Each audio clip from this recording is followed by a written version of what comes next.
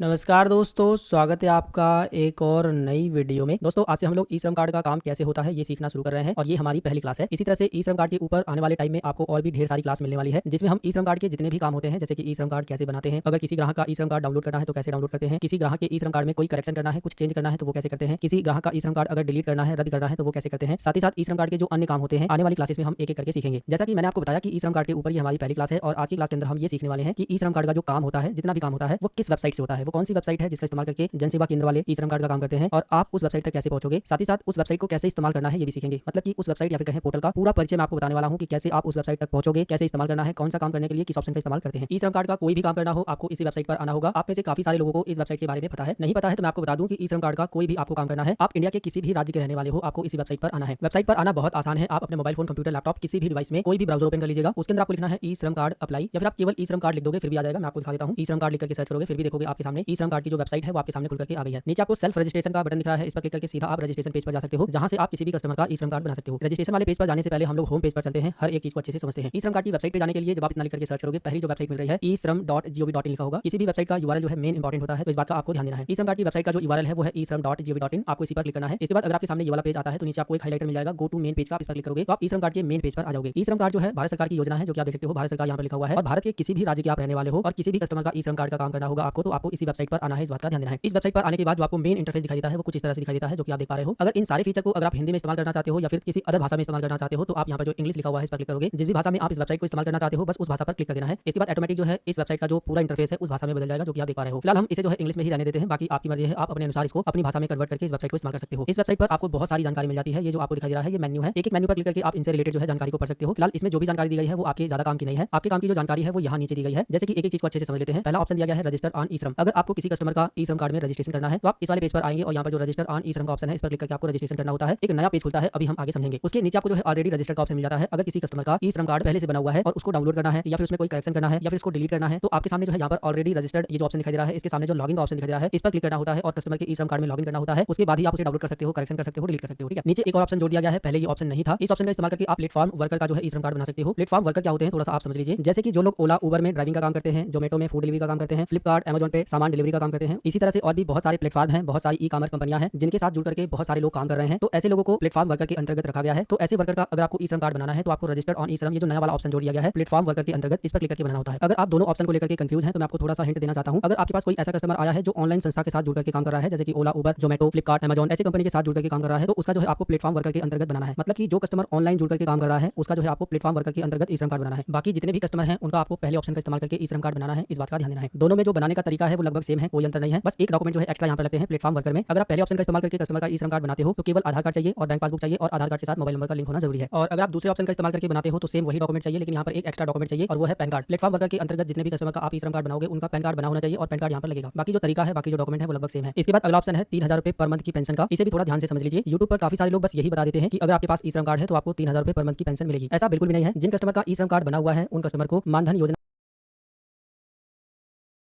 योजना जो कि भारत सरकार की योजना है, उस योजना के अंतर्गत रजिस्ट्रेशन करना पड़ता है, फॉर्म अप्लाई करना पड़ता है और उसके बाद जो है उस कस्टमर को हर महीने एक अमाउंट जो है जमा करना पड़ता है। मतलब कि जिस कस्टमर का ई श्रम कार्ड बना है उसको अगर 3,000 रुपए पर मंथ की पेंशन चाहिए तो उसको मानधन योजना में रजिस्ट्रेशन करवाना होता है। उसके बाद उस कस्टमर के अकाउंट से हर महीने पैसा कटेगा। कब तक कटेगा? जब तक ये कस्टमर जो है 60 साल का नहीं हो जाएगा। जब ये कस्टमर 60 साल का हो जाएगा तब जाकर इसको 3,000 रुपए पर मंथ की पेंशन मिलेगी। केवल ई श्रम कार्ड बनाने से 3,000 रुपए की पेंशन नहीं मिलेगी, इस बात का ध्यान देना है। जिन कस्टमर का ई श्रम कार्ड बना हुआ है अगर वो लोग मानधन योजना में रजिस्ट्रेशन करना चाहते हैं तो आपको जो है इस पर क्लिक करके रजिस्ट्रेशन करना होता है। और किस कस्टमर का कितना पैसा कटेगा ये भी चीजें आप मानधन.in पर जाकर देख सकते हो। आपको मानधन.in पर क्लिक करना है, इसके बाद आप इस वेबसाइट पर आ जाओगे। यहाँ पर आपको स्कीम्स पर क्लिक करना है और कंट्रीब्यूशन चार्ट पर क्लिक करना है। ये जो मैंने आपको अमाउंट बताया है ना, ये एज के हिसाब से करता है। यहाँ पर भी थोड़ा सा चीजों को आप समझ लीजिए। अगर कोई कस्टमर 18 साल का है और उसने ई श्रम कार्ड बनवाया और ई श्रम कार्ड बनवाने के बाद उसने जो है मानधन योजना में जो है रजिस्ट्रेशन करवा लिया तो उसके अकाउंट से जो है हर महीने 55 रुपया कटेगा। साथ ही साथ 55 रुपया सरकार भी जो है उसके मानधन योजना में जमा करेगी। टोटल जो है उसके मानधन योजना में 110 रुपया जमा होगा हर महीने। और ये कब तक जमा होगा? जब तक जो है कस्टमर 60 साल का नहीं हो जाता है तब तक पैसा कटता रहेगा। मान के चलते हैं कि अगर कस्टमर 30 साल का हो गया है तब वो जो है मानधन योजना में रजिस्ट्रेशन कर रहा है तो उस कंडीशन में जो है 105 रुपया इस कस्टमर के अकाउंट से हर महीने कटेगा। 105 रुपया सरकार जो है जमा करेगी। टोटल जो है 210 रुपया इसके मानधन खाते में जमा होगा। कब तक कटेगा? जब तक ये कस्टमर 60 साल का नहीं रहता है। तो कहने का मतलब ये है कि ये जो मानधन योजना का पैसा है ये एज के हिसाब से कटता है। जितनी ज्यादा एज होगी उतना ज्यादा पैसा कटेगा। कब तक कटेगा? जब तक ये कस्टमर 60 साल का नहीं रहता है। जब ये कस्टमर 60 साल का हो जाएगा तब जाकर इसको 3,000 रुपए की पेंशन मिलेगी। जो भी कस्टमर आपके पास आया है मानधन योजना में रजिस्ट्रेशन कराने के लिए, हालांकि सभी कस्टमर को जो है इसके बारे में नहीं पता होता है, बस कस्टमर को ये पता होता है कि ई श्रम कार्ड है तो 3,000 रुपए महीना मिलेगा, वो हमारा फॉर्म भर दीजिए। तो उस कंडीशन में आपको कस्टमर को समझा देना है कि अगर आप 3,000 रुपए पर मंथ की पेंशन पाना चाहते हैं तो आपको अपने अकाउंट से पैसा भी कटाना पड़ेगा, मतलब कि पैसा भी जमा करना पड़ता है। फ्री में जो है सरकार 3,000 रुपए आपको नहीं देती है बल्कि आपके अकाउंट से पैसे भी काटती है, वो भी हर महीने पैसे काटती है। कितना पैसा काटती है अगर ये कस्टमर पूछता है तो उसकी एज के हिसाब से जो है आप यहाँ पर बता सकते हो कि अगर उसकी एज जो है 36 साल हो गई है तो उसके अकाउंट से जो है हर महीने 160 रुपए कटेंगे। इस तरह से जो है कस्टमर को आपको जानकारी जरूर बता देनी है ताकि उसके साथ स्कैम ना हो और आपको भी जो है इस चीज को अच्छे से समझ लेना है। वैसे मैं आपको बता दूं कि जिन कस्टमर का आप ई श्रम कार्ड बनाओगे उन कस्टमर को मानधन मानधन योजना में रजिस्ट्रेशन करना जरूरी नहीं है। अगर उस कस्टमर की मर्जी है तो वो रजिस्ट्रेशन करवा सकता है, लेकिन जरूरी नहीं है, इस बात का ध्यान देना है। जो भी कस्टमर आपके पास ई श्रम कार्ड बनवाने आया है, बस आप उसका ई श्रम कार्ड बना दीजिएगा। अगर वो जो है इस योजना में आवेदन करवाना चाहता है 3000 पर मंथ की योजना में, तो आप कर सकते हो, लेकिन जरूरी नहीं है। दूसरा सवाल ये है कि सर मानधन योजना में किसी भी ग्राहक का जिसका ई श्रम कार्ड बना हुआ है उसका रजिस्ट्रेशन करना सही रहेगा या फिर नहीं करना चाहिए। तो मैं आपको बता दूं कि मानधन योजना में मेरे ख्याल से रजिस्ट्रेशन नहीं करना चाहिए, क्योंकि जिस हिसाब से इनकी स्कीम काम कर रही है उसमें जो है कस्टमर का लॉस हो रहा है। मानधन योजना भारत सरकार की योजना है, इसमें जो है कस्टमर से पैसा नहीं लेना चाहिए, मेरा सीधा सा कहने का मतलब ये है। और दूसरी बात की ये 3000 रुपए पर मंथ पेंशन देने की बात कर रहे हैं, तो मैं आपको बता दूं कि पेंशन जो है भारत सरकार अन्य स्कीम के तहत भी देती है, साथ ही साथ जिस राज्य के आप रहने वाले हो उस राज्य में भी पेंशन मिलती है, लेकिन उसके लिए जो है ग्राहक से कोई भी पैसा नहीं लिया जाता है। जैसे कि अगर आप उत्तर प्रदेश के रहने वाले हो तो वृद्धा पेंशन जो कि 60 वर्ष उम्र पूरी होने के बाद जो है मिलती है 1000 रुपए पर मंथ जो है इस समय मिल रही है। और अगर आप बिहार से हो तो 1100 रुपए पर मंथ के हिसाब से मिल रही है। और इनकी स्कीम को भी थोड़ा सा समझ लेते हैं। ये 3000 रुपए पर मंथ की पेंशन कब देंगे? जब हम 60 साल के हो जाएंगे। मान के चलते हैं कि मैं 30 साल का हूं, 30 साल तो मुझे पैसा जमा करना पड़ेगा, तभी तो मैं 60 साल का होऊंगा। तो 105 रुपए के हिसाब से अगर मैं जमा करता हूं, मैंने जो है कैलकुलेटर ओपन कर लिया है, 105 रुपए एक महीने का हो गया तो 12 महीने के होते हैं 1260 रुपए, और इसको जो है फिर से मल्टीप्लाई करते हैं 30 साल के लिए तो होते हैं पूरे 37,800 रुपए। ये जो है कस्टमर के पैसे जमा हो रहे हैं, तब जाकर के इस कस्टमर को जो है 3000 रुपए पर मंथ की पेंशन मिलेगी। लेकिन मैं आपको बता दूं कि आज मैं 30 साल का हूं, तो 30 साल बाद जब मैं 60 साल का होऊंगा तो जो राज्य सरकार 1000 रुपए पेंशन दे रही है ना, वो 30 साल बाद तक जो है 3000 रुपए ऑलरेडी हो जाएंगे। 3000 रुपए हमें बिना पेंशन का पैसा जमा किए ही पेंशन मिलने लगेगी उस टाइम पर, और ये पैसा लेकर के 3000 रुपए पेंशन की देने की बात कर रहे हैं। तो ये इस वजह से मुझे जो है ये स्कीम पसंद नहीं आई। अगर आप अपने देश के नागरिक को पेंशन देना चाहते हो तो उसमें जो है पैसे लेने वाली कोई बात नहीं होनी चाहिए, मतलब कि पैसा नहीं कटना चाहिए, कहने का मतलब ये है। ऑलरेडी भारत सरकार और राज्य सरकार जो है पेंशन दे रही है, तो अलग अलग योजना बना करके फिर कस्टमर से पैसा लेकर के उसको पेंशन देना वो मेरे ख्याल से सही नहीं है। दूसरी बात की भारत सरकार की ही योजना है कि एक व्यक्ति जो है एक टाइम पर केवल एक ही प्रकार की पेंशन ले सकता है। जैसे कि अगर कोई विकलांग व्यक्ति है तो वो विकलांग पेंशन ले सकता है, लेकिन अगर वो 60 साल का हो जाएगा तो उसको वृद्धा पेंशन नहीं मिलेगी, फिर भी उसको विकलांग पेंशन नहीं मिलेगी। तो कहीं ना कहीं बाद में जाकर के इस योजना को जो है उसी ढांचे में ढाल न दिया जाए कि आपको वृद्धा पेंशन मिलेगी या तो ये वाला पेंशन मिलेगा, तो वो अलग चीज हो जाती है। लेकिन जहां तक मुझे जानकारी है और जहां तक मैं समझ पा रहा हूं वहां तक आपको समझाने का प्रयास कर रहा हूं। बाकी आप पूर्ण रूप से स्वतंत्र हैं, आप अगर कस्टमर भरने के लिए बोल रहा है तो आप भर सकते हो, लेकिन आप कस्टमर से जरूर बता दीजिएगा कि आपके अकाउंट से इतना पैसा कटेगा। और ये जरूरी नहीं है मेरे भाई की मानधन योजना में रजिस्ट्रेशन करोगे तभी ई श्रम कार्ड जो है बन पाएगा, तभी जो है ई श्रम कार्ड सही रहेगा या फिर जो है चालू रहेगा, ऐसा कोई बात नहीं है, ठीक है। ई श्रम कार्ड अलग चीज है, मानधन योजना अलग चीज है, ठीक है। बाकी मानधन योजना के ऊपर या फिर ई श्रम कार्ड है तो 3000 रुपए पेंशन कैसे मिलेगी, इसके ऊपर जो है जब हम फॉर्म को अप्लाई करना आपको बताएंगे तो आपको और भी जानकारी अच्छे से समझाएंगे। लेकिन आपको बस इतना ध्यान देना है कि 3000 रुपए जो पर मंथ की पेंशन मिलती है वो केवल ई श्रम कार्ड बनाने से नहीं मिलती है, बल्कि मानधन योजना में रजिस्ट्रेशन करना पड़ता है और कस्टमर के अकाउंट से जो है हर महीने एक अमाउंट जो है कटता है, जमा होता है मानधन में। उसके बाद जब कस्टमर 60 साल का हो जाता है तब पेंशन का पैसा मिलता है, ठीक है। इसके बाद नीचे की साइड में जितने ई श्रम कार्ड इशू हो चुके हैं उसकी जानकारी रहती है, तो ये हमारी उतनी खास नहीं है। तो फिलहाल मेरे ख्याल से ये सारे ऑप्शन आपको अच्छी तरह से समझ आ गए होंगे। तो दोस्तों जितने भी काम के ऑप्शन थे एक एक करके हमने सबके बारे में समझ लिया है। अभी इनके अंदर चल के भी और भी चीजों को समझने वाले हैं। यहाँ पर आपको एक और बात का ध्यान देना है कि ई श्रम कार्ड का कोई भी काम करने के लिए आपको कोई भी आईडी पासवर्ड की जरूरत नहीं है। काफी सारे लोगों के मन में सबसे पहला सवाल यही रहता है कि सर ई श्रम कार्ड का काम करने के लिए आईडी पासवर्ड कैसे मिलेगा। तो मेरे भाई ई श्रम कार्ड का काम करने के लिए कोई भी आईडी पासवर्ड की जरूरत नहीं है। आप सीधा ई श्रम कार्ड की वेबसाइट पर आइए, यहाँ पर आने के बाद आप ई श्रम कार्ड बना सकते हो, लॉगिन करके डाउनलोड कर सकते हो, अपडेट कर सकते हो, डिलीट कर सकते हो, सारे काम जो है बिना आईडी पासवर्ड के कर सकते हो। अगर आपको किसी कस्टमर का ई श्रम कार्ड बनाना है तो इस वाली वेबसाइट पे आने के बाद सबसे पहले वाले ऑप्शन पे रजिस्टर्ड ऑन ई श्रम जो लिखा हुआ है इस पर क्लिक करना है। इसके बाद आप register.eShram कार्ड की वेबसाइट पे आ जाओगे, जिसका यूआरएल आप देख सकते हो register.eShram.gov.in लिखा होगा, इसको आप ध्यान दीजिएगा। इसके बाद आप यहाँ पर जो है सेल्फ रजिस्ट्रेशन का जो ऑप्शन दिखाई दे रहा है इसके अंदर कस्टमर की जानकारी भर करके आगे बढ़ सकते हो और कस्टमर का ई श्रम कार्ड बना सकते हो। यहाँ पर भी आप देखोगे ये जो रेड कलर का मैसेज है इसमें साफ साफ ये कहा गया है कि यदि आप एक प्लेटफॉर्म वर्कर हैं, जैसे कि ओला उबर में ड्राइविंग का काम कोई करता है, अमेजॉन फ्लिपकार्ट पे कोई डिलीवरी का काम करता है, इसी तरह से जो अन्य प्लेटफॉर्म है उसके साथ जुड़ करके काम कर रहा है, तो उनको जो है ई श्रम कार्ड में पंजीकरण करने के लिए सेकंड वाला ऑप्शन दिया गया है प्लेटफॉर्म वर्कर का। अगर आप ऐसे कस्टमर का बना रहे हो तो इस वाले ऑप्शन पर क्लिक करना है। बनाने का जो तरीका है वो आप लगभग जो है सेम है, देख सकते हो यहाँ पर, ठीक है। रजिस्ट्रेशन करने के लिए यहाँ पर कुछ प्रोसेस भी बताया गया है, जैसे कि आधार नंबर की जरूरत पड़ेगी, यानी कि आधार कार्ड की, और आधार कार्ड के साथ जो लिंक एक्टिव मोबाइल नंबर है उसकी जरूरत पड़ेगी। साथ ही साथ जिसका भी आप ई श्रम कार्ड बना रहे हो उसकी उम्र जो है कम से कम 16 साल होनी चाहिए और ज्यादा से ज्यादा 59 साल होनी चाहिए। 59 साल से ऊपर रहेगा फिर भी नहीं बनेगा, 16 साल से कम उम्र का रहेगा फिर भी जो है उसका ई श्रम कार्ड नहीं बनेगा। अगर आपके मन में ये सवाल है कि सर हम किन वर्कर का ई श्रम कार्ड बना सकते हैं, मतलब कि कोई भी कस्टमर कौन सा काम करेगा तो उसका ई श्रम कार्ड आप बना सकते हो, अगर आपके मन में ये सवाल है तो मैं आपको बता दूं कि आपको कोई भी ब्राउज़र ओपन कर लेना है, उसके अंदर आपको सर्च करना है ई श्रम वर्कर्स लिस्ट। इसके बाद जो पहली वेबसाइट मिल रही है ये भी देख सकते हो ई श्रम कार्ड की ही है, इस पर आपको क्लिक करना है। आपके सामने एक पीडीएफ खुलेगा, इसमें जो है सारे के सारे ऑक्यूपेशन दिए गए हैं, मतलब सभी के सभी जो है काम के नाम दिए गए हैं। अगर कस्टमर इनमें से कोई भी काम करता है तो आप उस कस्टमर का जो है ई श्रम कार्ड बना सकते हो, ठीक है। बहुत लंबी लिस्ट है, इसमें जितने भी काम दिए गए हैं इसमें से कोई भी काम जो है कस्टमर करता है तो आप उसका ई श्रम कार्ड बना सकते हो। इस पीडीएफ को डाउनलोड करने के लिए ऊपर की साइड में डाउनलोड का बटन है, यहाँ पर क्लिक करके डाउनलोड कर सकते हो, यहाँ पर क्लिक करके प्रिंट कर सकते हो, पीडीएफ में भी सेव कर सकते हो। आप में से काफी सारे लोगों के पास सीएससी आईडी है और वो लोग जो है सीएससी आईडी से जो है ई श्रम कार्ड का काम करना चाहते हैं, तो आप सेम इसी वेबसाइट पे आओगे और यहाँ पर आप देखोगे डिजिटल सेवा का ऑप्शन मिल रहा है, लॉगिन फॉर सीएससी। आप इस पर क्लिक करोगे, आपसे आपकी सीएससी आईडी और पासवर्ड पूछा जाएगा, उसको डालने के बाद जब आप लॉगिन करोगे तो आपके सामने जो ई श्रम कार्ड का पोर्टल है वो सेम खुलेगा। आप वहाँ पर जो है सेम इसी तरीके से सीएससी आईडी से भी सेम तरह से बनाओगे, सेल्फ रजिस्ट्रेशन से भी सेम तरह से बनाओगे, बनाने का तरीका बिल्कुल सेम है। अगर आपको सेल्फ रजिस्ट्रेशन करना है तो कोई भी आईडी पासवर्ड की जरूरत नहीं है, लेकिन अगर आपके पास सीएससी आईडी है और आप सीएससी आईडी से बनाना चाहते हो तो आप यहाँ पर क्लिक करके सीएससी आईडी से लॉगिन करके भी बना सकते हो। लेकिन मैं आपको बता दूं कि अगर आप सीएससी से बनाते हो तो कुछ फीस जो है आपको पेमेंट करनी पड़ती है, लेकिन अगर आप इस वेबसाइट से डायरेक्ट बनाते हो तो यहाँ पर बिल्कुल फ्री में बनता है, 1 रुपया भी यहाँ पर आपको नहीं देना होता है। अगर मुझे किसी कस्टमर का ई श्रम कार्ड बनाना है तो मैं ई श्रम कार्ड की ऑफिशियल वेबसाइट से सीधा बनाता हूँ, और जितने भी जनसेवा केंद्र वाले हैं उसमें से ज्यादातर लोग जो है ई श्रम कार्ड की वेबसाइट से ही बनाते हैं, सीएससी से नहीं बनाते हैं, क्योंकि ई श्रम कार्ड की वेबसाइट से बिल्कुल फ्री में बनता है। इसी तरह से अगर किसी कस्टमर का ई श्रम कार्ड बना हुआ है या फिर आपने बना दिया है उसको डाउनलोड करना है तो नीचे की साइड में ऑलरेडी रजिस्टर्ड का ऑप्शन मिल रहा है, इसके सामने लॉगिन का बटन है, इस पर क्लिक करोगे। इसके बाद कस्टमर का जो भी मोबाइल नंबर है, जब उसने ई श्रम कार्ड बनाते वक्त जो मोबाइल नंबर दिया था उसको यहाँ डालोगे, ये कैप्चा के अंदर के सेंड ओटीपी पर क्लिक करोगे, कस्टमर के मोबाइल नंबर पे ओटीपी जाएगा, फिर से जो है आधार नंबर डालने का ऑप्शन मिलेगा, उसको डालने के बाद जब आप लॉगिन करोगे वहाँ पर जो है ई श्रम कार्ड को डाउनलोड करने का, साथ ही साथ इसी प्रोसेस से जो है अपडेट करने का, करेक्शन करने का भी आपको ऑप्शन मिलेगा। फिलहाल दोस्तों आज की वीडियो के अंदर हम लोग सीख रहे थे ई श्रम कार्ड का काम किस वेबसाइट से होता है, उस वेबसाइट तक आप कैसे पहुंचोगे, जिसकी जानकारी हमने आपको काफी अच्छे से और डिटेल में बता दी है। साथ ही साथ बहुत सारी और भी एक्स्ट्रा जानकारी हमने सीखी है। आने वाली वीडियो में हम सीखेंगे ई श्रम कार्ड कैसे बनाते हैं, ई श्रम कार्ड कैसे डाउनलोड करते हैं, ई श्रम कार्ड में कोई भी करेक्शन करना हो तो कैसे करते हैं, वो सब जानकारी हम आने वाली वीडियो में एक क्लास के अंदर सीख लेंगे। आज की वीडियो के अंदर बस इतनी ही जानकारी। अगर आपको ये वीडियो पसंद आया तो इसी वीडियो के नीचे कमेंट करके बताइएगा जरूर। अगर आपके मन में कोई और सवाल है तो इस वीडियो के नीचे कमेंट कर सकते हो, इंस्टाग्राम पर, व्हाट्सएप पर पूछ सकते हो।